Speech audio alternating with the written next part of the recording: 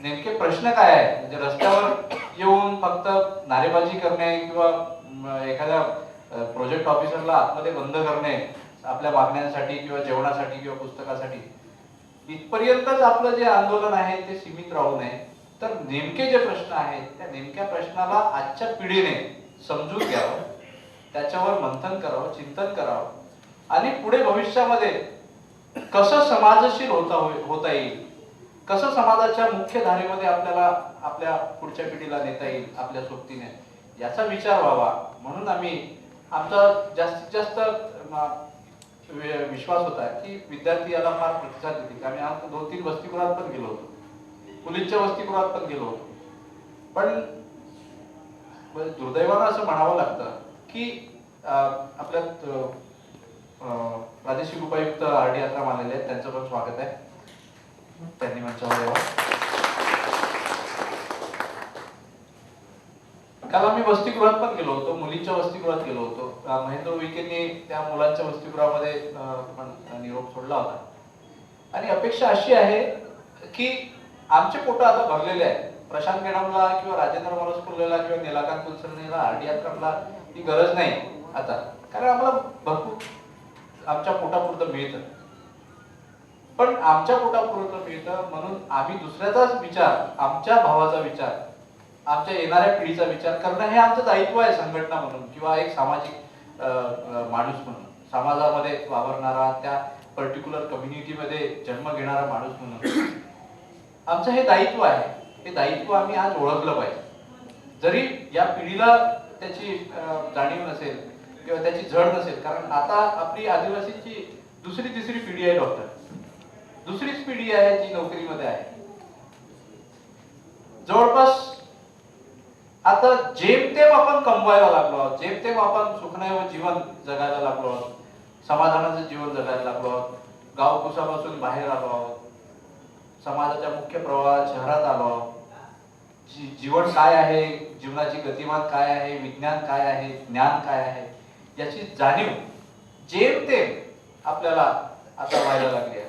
आणि अशा परिस्थितीमध्ये जर आपला हा जो तरुण वर्ग आहे तो तरुण वर्ग भरकटत असेल, फक्त नारेबाजीमध्ये व्यस्त असेल किंवा फक्त छोट्याशा पेटी कारणांसाठी तो आपली एनर्जी की मोठी जी त्याची ऊर्जा आहे ती जर तो घालवत असेल तर हे बरं नव्हे. आणि म्हणून त्यांना त्यांच्या ऊर्जेला योग्य चॅनलाइज करण्याचं काम आम्ही मोठे म्हणून आमचं आहे. त्यांना योग्य सांगितलं पाहिजे, योग्य मार्ग दाखवला पाहिजे आणि योग्य मार्गावर ते कसे पोहोचतील त्यांच्या उद्देशापर्यंत या प्रक्रियेत सुद्धा सजग प्रहरी म्हणून, सजग मार्गदर्शक म्हणून आपण आपली भूमिका व्यक्त करायला पाहिजे असं मला वाटतं. गडचिरोलीचा विषय, आम्ही सगळे गडचिरोली जिल्ह्यातले आहे. RD अत्रा गडचिरोली जिल्ह्यातले आहे, मी गडचिरोली जिल्ह्यातला आहे, NZ कुमरे गडचिरोली जिल्ह्यातले आहे, चंद्रपूर गोंदिया जिल्ह्यातले आहेत, नरेश आचले आहेत, रवी सलामे आहे भंडाऱ्यावर आलेले, आमचे गंगारामजी गेडाम आहे. सगळे काही नागपुरात पैदा झालेले माणसं नाही किंवा शहरी वातावरणामध्ये मोठे झालेले माणसं नाही. अशा कुठेतरी जिल्हा परिषदेच्या शाळेत शिकून रिमोट, मी ज्या ठिकाणी आदाम साहेबांना माहिती आहे सर, मी ज्या ठिकाणी 4था वर्ग शिकलो त्या गावाचं नाव आहे येरंडी, कुरखेड्याच्या जवळ गाव. मी 4था वर्ग तिथे शिकलो आणि एक शिक्षणी शाळा, पहिला वर्ग, दुसरा वर्ग, तिसरा वर्ग आणि 4था वर्ग असे सलग वर्ग एकाच याच्यात बसायचे.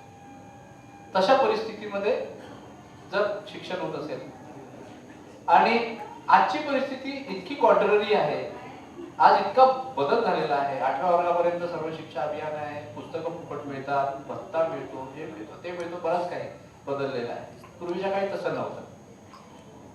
वर्ग आपल्याला शेणाने सारवावा लागत होता, तट्ट्यात बसावं लागत होतं जिल्हा परिषदच्या शाळेत.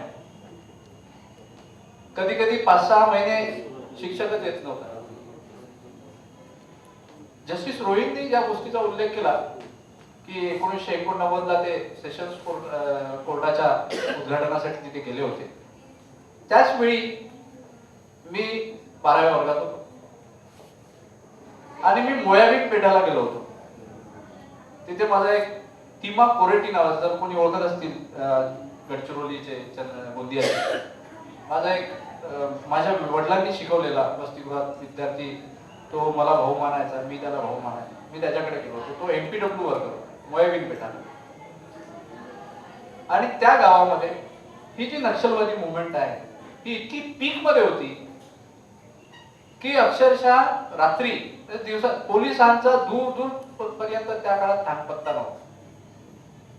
अक्षरशः म्हणजे भीतीच्या वातावरणामध्ये तिथे लोक राहायचे. नक्षलवाद काय आहे याची जाणीव तुम्हाला ज्या पहिल्या सेशन्स मध्ये झाली त्याच्यापेक्षाही विदारक वास्तव जे आपल्यापर्यंत वर्तमानपत्रातूनही येत नाही. मी मगाशी एक उदाहरण दिलं फक्त तुम्हाला. जे पोलीस भरतीसाठी मुलं जातात त्यांच्या खांडोळ्या करून तिथे पोत्यात वापस पाठवले जातात आपल्या आदिवासीचे. कोण हिंमत करणार आहे पोलिसात भरती होण्याची? आणि अशा परिस्थितीमध्ये जर आपण अशा दहशतीच्या वातावरणात स्वतःचा उत्थान करण्यासाठी बाहेर येत असू, त्या पर्टिक्युलर आपल्या गावाला सोडून बाहेर येत असू, जे देवेंद्र गावंडेंनी सांगितलं, जर आपलं असं पलायन होत असेल, जर आपलं असं इकडून तिकडे स्थलांतर होत असेल, मग त्या गावाचा विकास कसा होणार? जो दुर्गम भाग आहे गडचिरोलीतला, तो गडचिरोलीतला दुर्गम भाग जर तुम्ही इकडे आलात शहरी स्ट्रीम मध्ये, म्हणजे नाड तोडून, आपल्या गावाची नाड तोडून, तर कसा होईल? हाही एक प्रश्न आहे. आणि या परिस्थितीमध्ये आपल्याला एक सामाजिक भान ठेवून काम योग्य पद्धतीने व्हावं, योग्य दिशेने जावं, म्हणून थोडंसं जे काही कॉन्शियसनेस आहे ते आपल्याला ठेवायचं आहे. आपल्यामध्ये जे दुसरे वक्ते आहेत त्या दुसऱ्या वक्त्यांचं आपल्याला भाषण ऐकायचं आहे. गैरआदिवासी बळकावलेल्या नोकऱ्यांमधील सेवा संरक्षण याच्यावर शेवटचं सेशन आहे. ॲडव्होकेट श्रीरंग भांडारकर ते आपल्याला मार्गदर्शन व्याख्यान देणार आहेत त्याच्यावर. तत्पूर्वी ग्लॅडसनच्या या भरारीला पुन्हा एकदा आपण सलाम करू. इतक्या छोट्या वयामध्ये स्वागत करा. त्यांनी स्वामी अग्निवेश, मल्लिका साराभाई, ज्या गुजरातच्या अत्यंत नावाजलेल्या सामाजिक कार्यकर्त्या आहेत, अरुंधती रॉय यांच्यासारख्या लोकांबरोबर आजपर्यंत स्टेज शेअर केलेले आहे इतक्या कमी वयात. ज्या अरुंधती रायचं आत्मचरित्र इंग्रजी साहित्याचा विद्यार्थी असताना एमएला मी अभ्यासलं, त्या अरुंधती रायची स्टेज शेअर करण्याची संधी ग्लॅडसनला माझ्यापेक्षा कमी वयात. God of the small things हे पुस्तक मला अभ्यासाला होतं. त्या बाई बरोबर, त्या लेखिकेबरोबर स्टेज शेअर करण्याची किंवा अत्यंत फ्रेंडली असे रिलेशन्स त्याचे अरुंधती रॉय बरोबर आहेत. आणि खरं तर ही अभिमानाची गोष्ट आहे आपल्यासाठी. तर अशा या महत्वाच्या विषयांना हात घालण्यासाठी आमचा थोडासा प्रयत्न आहे. तुम्ही जो प्रतिसाद देत आहात त्याच्याबद्दल खरंच तुमचे आभार मानायला पाहिजेत. सुरुवातीला तर आम्हाला असं वाटलं होतं की 5-10 लोक नागपुरातले झोपून उठले की नाही. तर आपण या दुसऱ्या सेशनला इथे सुरुवात करूया. आदिवासींच्या मानवाधिकाराचे उल्लंघन आणि त्यावरील उपाय यावर बोलण्यासाठी मी ग्लॅडसनला आमंत्रित करतो. आणि ते हिंदी भाषेत बोलणार आहे, जी भाषा तुमच्याशी फॅमिली आहे.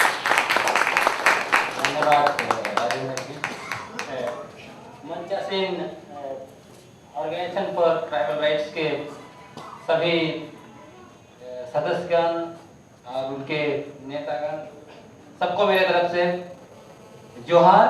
और आप सभी युवा साथी और अलग अलग जगह से आए हैं, आप सभी लोगों को फिर से मेरा झारखंडी जोहार. साथियों, मैं 3 उदाहरण से अपनी बात शुरू करना चाहता हूँ. आप जानते होंगे विगत दिनों पाकिस्तान के पेशावर में बच्चों की हत्या हुई. हमारे देश में पूरा शोक मनाया गया. उसके बाद असम में 81 आदिवासियों की हत्या की गई, उसमें 18 बच्चे शामिल थे. उसके जस्ट इस हत्या के बाद हमारे देश में गुड गवर्नेंस डे मनाया गया। दूसरा उदाहरण, जब अफजल गुरु की फांसी हुई, आतंकवादी अफजल गुरु आपको मालूम है, उसकी फांसी हुई तो हमारे देश का संसद में चर्चा हुआ। लेकिन उसी समय में छत्तीसगढ़ में 18 आदिवासियों की हत्या की गई, उस पर कहीं कोई चर्चा तक नहीं हुई। तीसरी घटना, दिसंबर 2012 में निर्भया बलात्कार कांड हुआ दिल्ली में। पूरा देश गमगीन हुआ, इंडिया गेट में मोमबत्ती जलाए गए, सोनिया गांधी नया साल तक नहीं मनाई और बहुत सारे नेता नया साल नहीं मनाए। उसी के एक सप्ताह बाद छत्तीसगढ़ में 11 आदिवासी लड़कियों का बलात्कार सरकारी विद्यालय में हुआ। उसके लिए यह देश गमगीन नहीं हुआ। साथियों, सबसे बड़ा सवाल यह है, हत्या, आदिवासियों की हत्या, आदिवासियों की बलात्कार लगातार हो रही है। इस देश की सेना कर रही है, इस देश के लोग कर रहे हैं, लेकिन इंडिया गेट की रंगीन शाम कभी हमारे लिए गमगीन नहीं होती है। कुछ खास मुद्दे, गंभीर मुद्दे हैं आदिवासियों का, जिस पर मैं चर्चा करना चाहता हूं। हमारा सबसे बड़ा मुद्दा है वो अस्मिता का मुद्दा है, पहचान का मुद्दा है। क्योंकि संयुक्त राष्ट्र का डिक्लेरेशन आप देखेंगे आदिवासियों के अधिकारों के लिए, वो कहता है कि आदिवासियों का अपना अलग पहचान है और वो उनका अधिकार है जिसको कोई छीन नहीं सकता है। हमारे देश में आदिवासी अस्मिता, आदिवासी पहचान को लेकर सबसे ज्यादा खिलवाड़ हुआ है और हम लोग चुपचाप बैठे रहते हैं, आवाज होती है बहुत कम। हम लोग को जो भी व्यक्ति, जो भी समाज का आदमी कुछ भी बोलता रहता है, हम लोग उसी तरह मानते रहते हैं। कभी कोई वनवासी बोल दिया, कभी कोई जंगली बोल दिया, कोई सुअर बोल दिया, हम लोग सुनते रहते हैं, कोई प्रतिक्रिया नहीं होती है। अभी आप देखिएगा, नया भारत सरकार जो बनी कुछ महीनों पहले, उसने हमारे आदिवासियों के लिए एक योजना लेकर आया। उस योजना का नाम क्या है आपको मालूम है? उस योजना का नाम दिया गया है वन बंधु कल्याण योजना। उसके लिए भारत सरकार ने 100 करोड़ रुपया दिया। लोग खुश हो गए कि 100 करोड़ रुपया तो हमें मिल रहा है। लेकिन आपको समझना चाहिए वन बंधु शब्द क्यों डाला गया, जब हमारे देश का संविधान यह कहता है कि हमें संविधान में अनुसूचित जनजाति के रूप में पहचान मिली है, रिकॉग्नाइज किया गया है, तो ये वन बंधु कैसे बीच में आ गया है? ये तो संविधान के खिलाफ ही है। ये बड़ा षड्यंत्र है। ये अंत में आपको जंगली साबित करना चाहते हैं ये लोग सरकारी दस्तावेज में। मैंने शुरू में ही कहा कि अब इस देश में मानवाधिकार, आदिवासियों के मानवाधिकार की बात आप कैसे कर सकते हैं जिस देश ने आपको मानव के रूप में स्वीकार ही नहीं किया। और उसका सबसे बड़ा सबूत यह है कि इस देश का संविधान या जितना भी सरकारी दस्तावेज आप उठा के देखिए, कहीं भी आदिवासी शब्द नहीं मिलेगा। क्यों? किनको आदिवासी शब्द से इतना डर है? डर उन आर्यों को है जो आए और हमारे धरती को कब्जा किया और कह रहे हैं कि हम इस देश के मालिक हैं, असली देशभक्त हम हैं।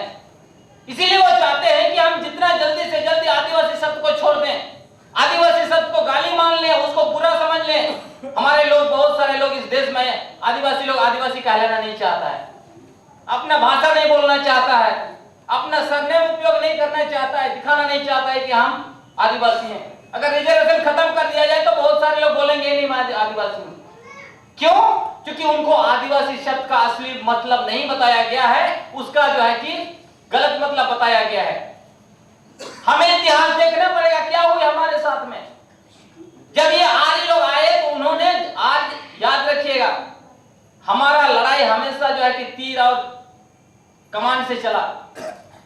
हम जो है कि कभी भी कॉपी कलम से नहीं लड़े। हम लोगों ने, हमारे पूर्वजों ने अपनी लड़ाई तीर धनुष से लड़के दिखाई, वो जीत गए, लेकिन कॉपी कलम ने हमें हरा दिया। कैसे हरा दिया?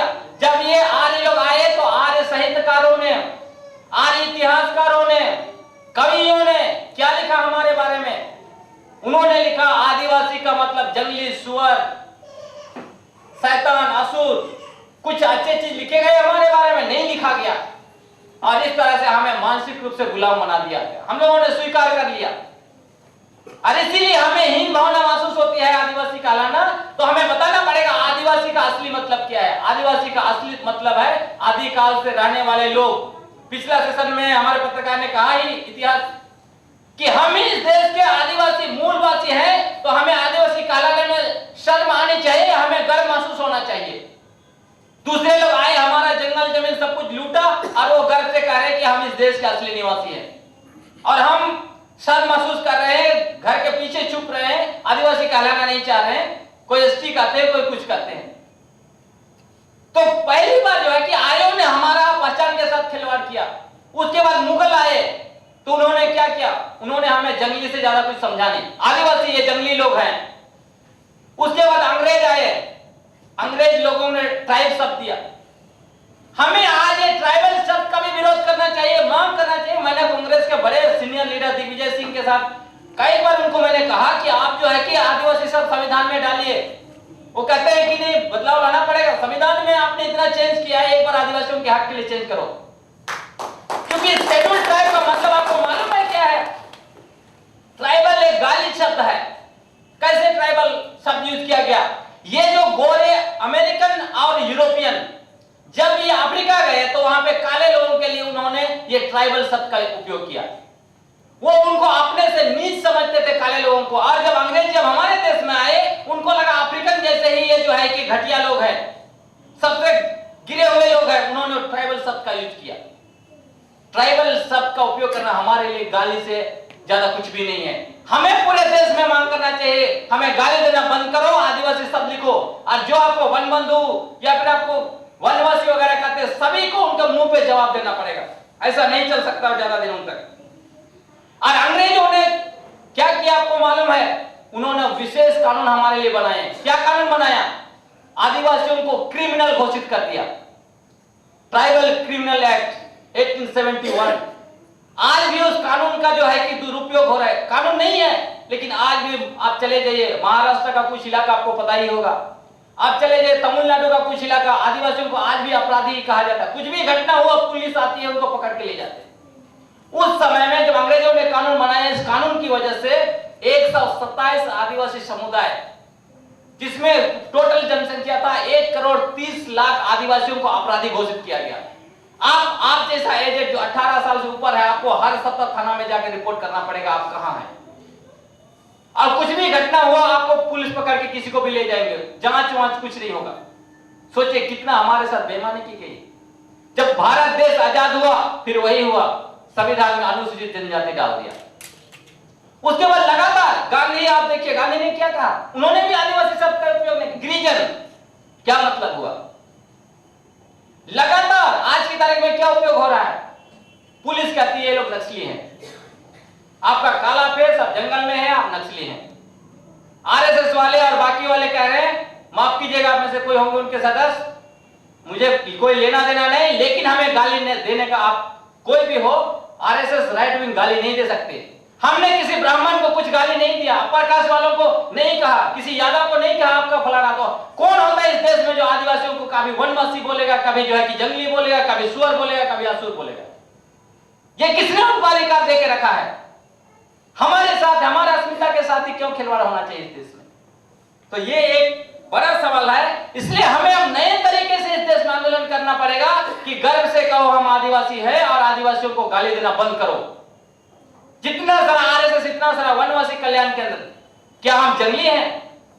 वनवासी का सीधा सा मतलब ये नहीं होता कि जंगल में रहने वाले लोग। वनवासी एक गाली शब्द है, आपको याद रखना चाहिए। और आपको लगातार इस देश के बड़े बड़े मंचों से गाली दी जा रही है, और आप सुनते जा रहे हैं, और उनके लिए ताली भी बजा रहे हैं। हमें गंभीरता से इन बातों को सोचना पड़ेगा। दूसरी बात जो है कि मैंने कहा कि आर्यों ने इतिहास में भी हमारे साथ बेईमानी की। इस देश में आजादी की लड़ाई सबसे पहले किसने लड़ी? हम आदिवासियों ने लड़ी। जब इस भारत देश का आजादी का इतिहास लिखा गया कि आजादी की पहली लड़ाई 1857 में हुई है, उससे बहुत पहले 100 साल पहले बाबा तिलका मांझी के नेतृत्व में झारखंड में आदिवासियों ने अपनी लड़ाई शुरू की, अंग्रेजों को भगाया। इससे भी लॉजिकल पॉइंट आपको मैं बताता हूं। 1857 आजादी की पहली लड़ाई कही गई, किसके नेतृत्व में यह हुआ था? मंगल पांडे के नेतृत्व में।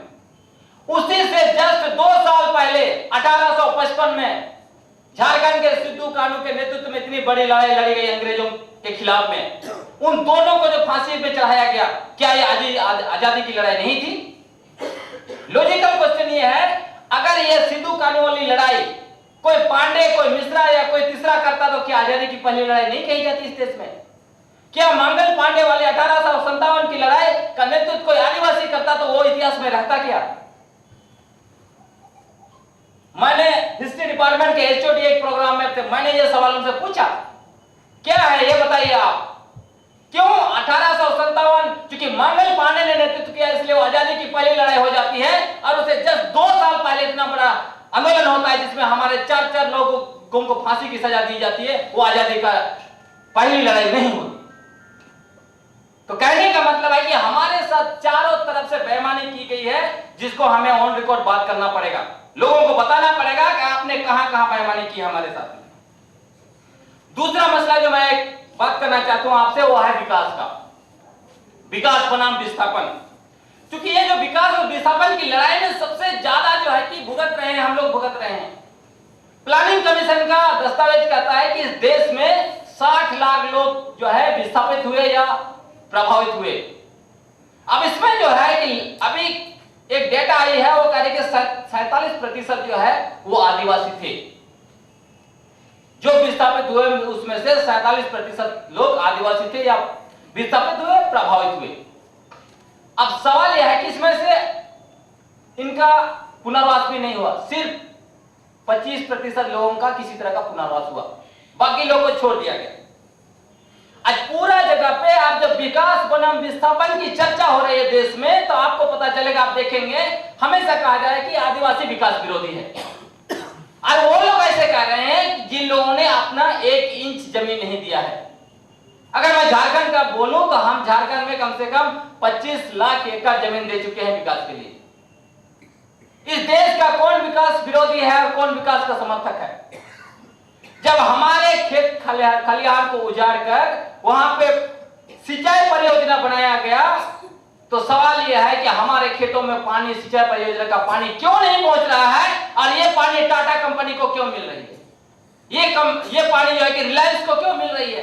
ये पानी जो है कि एसआर कंपनी को क्यों मिल रही है? इसका जवाब हमें चाहिए। जब हमारे खेतों को डुबाकर बिजली बनाया जा रहा है, तो आदिवासियों के गांव में क्यों बिजली नहीं है? क्यों शहरों में एसी और बाकी सब चीजों में इतना बिजली की बर्बादी की जा रही है? हमें बिजली क्यों नहीं दिया जा रहा है? हमारा जंगल उजाड़ के सारा आप देखिए माइन मिनरल सब कुछ ले रहे हैं। उदाहरण के लिए आप देखिए सारंडा से 15,000 करोड़ रुपया हर साल निकलता है, कंपनी और सरकार को मिलता है, वहां आदिवासियों के लिए कोई सुविधा क्यों नहीं है? तो हमें ये जवाब जो है कि इन सवालों का जवाब सरकार से पूछना पड़ेगा, उनसे चाहिए हमें कि इस देश में विकास का मतलब क्या है? क्या इस देश का विकास के लिए सिर्फ कुर्बानी आदिवासी लोग देंगे और बाकी लोग जो है कि मौज मस्ती करेंगे और हमें ये गाली देंगे कि तुम विकास विरोधी हो बोल के? और जब आज की तारीख में हम कह रहे हैं कि आप जंगल और जमीन और नदी और पानी आप नहीं देंगे, आपने बहुत हमें लूटा है, तब ये कह रहे हैं कि विकास विरोधी है आप। इसलिए इन सारे मसलों को हमें बड़े पैमाने पर उठाने का जरूरत है, क्योंकि जितना भी विकास के नाम पर लूट हुई है, झारखंड में नेहरू का परियोजना, बड़ा परियोजना आया। नेहरू ने जब उद्योग लगाया इस देश में, वो क्यों लगाया? उनका सोचना था कि हम उद्योग लगाएंगे और उसमें से पैसा निकलेगा, पैसा आएगा, उसको जो है कि हम शिक्षा, उस जमाने में जो अशिक्षा थी उसको दूर करेंगे, गरीबी दूर करेंगे। आज क्या हो रहा है? आदिवासियों को उन्होंने कहा कि आप जो है कि ये विकास, आधुनिक विकास के मंदिर हैं, डैम और उद्योग, आदिवासियों ने जमीन पर जमीन दी। क्या मिला उनको? कुछ नहीं मिला। आंसू के अलावा हमारे आदिवासियों को इस देश में कुछ भी नहीं मिला है। जो विकास परियोजना को जब आप देखेंगे, आपके क्षेत्र में भी बहुत सारे ऐसे विकास परियोजना है जिसके साथ हुई है। तीसरा मसला है कि हमारे जमीन की लूट, गैर कानूनी तरीके से भी बड़े पैमाने पर जमीन लूट हो रही है। जब अंग्रेजों के खिलाफ लड़ी गई, हमारे पूर्वज लोग लड़ाई लड़े, तब अंग्रेजों को मजबूर होकर हमारा जमीन रक्षा के लिए कानून लाना पड़ा। वो कानून झारखंड में भी है, उड़ीसा में है, छत्तीसगढ़ में है। उसी तरह का कानून आपको महाराष्ट्र में, मुझे नहीं मालूम, लेकिन मध्य प्रदेश में है, राजस्थान में है। वो कानून ये कहता है कि आदिवासी का जमीन दूसरे लोग नहीं ले सकते हैं। दूसरा यह भी कहता है कि अगर जो छल प्रपंच से लिया गया है जमीन, तो वो जमीन वापस करना है। इतना कठोर कानून होने के बावजूद हमारा जमीन कैसे जा रहा है? नागपुर जैसे शहर, हमारा रांची जैसे शहर, जो मुंडा आदिवासियों का धरती था, आज वहां पे बड़ा बड़ा शॉपिंग मॉल कैसे बन रहा है, जब ये कानून बोलता है कि ये आदिवासियों का जमीन गैर आदिवासी नहीं खरीद सकते हैं। तो इस तरह कानून रहते हुए हमारा जमीन को कैसे लूटा जा रहा है, और लूटने के बाद में उसको जाके लीगलाइज कर दिया जा रहा है।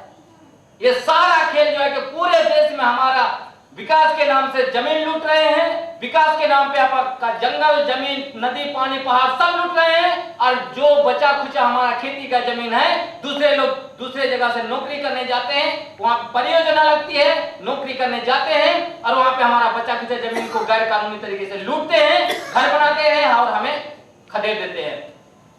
आपने जमशेदपुर के बारे में सुना होगा। 2007 में जब प्रधानमंत्री थे डॉक्टर मनमोहन सिंह, उन्होंने टाटा का जब 100 साल हुआ तो उद्घाटन करने गए। उस समारोह में उन्होंने कहा कि टाटा जो है कि हमारे आधुनिक विकास का मॉडल है। मैं इसलिए रेफर कर रहा हूं कि उस आधुनिक विकास का मॉडल अगर टाटा है, तो वहां आदिवासी कहां है आपको देखना पड़ेगा। अगर आप इस आधुनिक विकास, जिसको मैं चूहादार विकास का चूहादार बोलता हूं, अगर